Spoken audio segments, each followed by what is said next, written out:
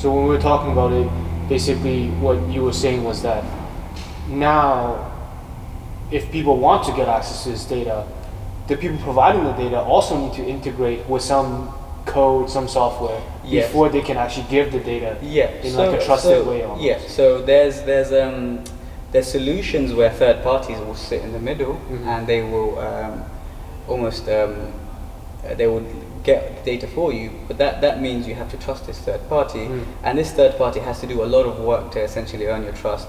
You know, whether that be generating proofs that the data hasn't been tampered with, you know, there's like a whole area where this is what these companies are focused on, and it's taking a lot of time. Yeah, we were talking about like the program. We went like pretty deep, pretty fast. I feel like really. it was like really cool.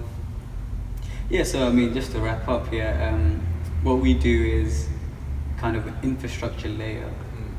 We're an infrastructure layer project, so we're kind of building the tooling that enables all of these applications that we want to happen on blockchains to happen. So that's how we see ourselves. So if I summed it up in like in like a little bit more of a layman's term, so would it be correct to say that you're a piece of code? So you're making software like code that other developers put inside of their programs, which inside of their blockchain programs. Well, they use the code that exists on the blockchain. Oh, right. So you're a smart contract. Yeah. You're like a piece of code that already exists, Yeah. and they're gonna call your smart contract, your piece of code, to get access to some data. Yeah. They're gonna pay you for it. Yeah. And then. Well, so they have a relationship with the data provider. They pay the data provider. We just take a cut. Oh, okay. So they'll directly pay the data provider somehow, Yeah. and then you take a percentage of this. Yeah. I mean, they funnel the payments through us, and we relay that to the data provider. We just take a cut. Like right now, there are some tools that exist, but they're either not very easy to use, or maybe they're not solving the other side of the market, Yeah. like getting the data. Like what is it? Yeah. So yeah, that's kind of right. They're focused more on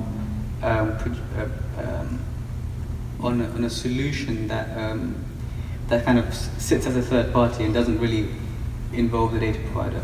And I think in some ways, you know, that is an approach that makes sense. Maybe 2 years ago, when data providers are not interested at all. Right. But we're seeing that there is more interest, and we believe that as we grow, that interest will grow too.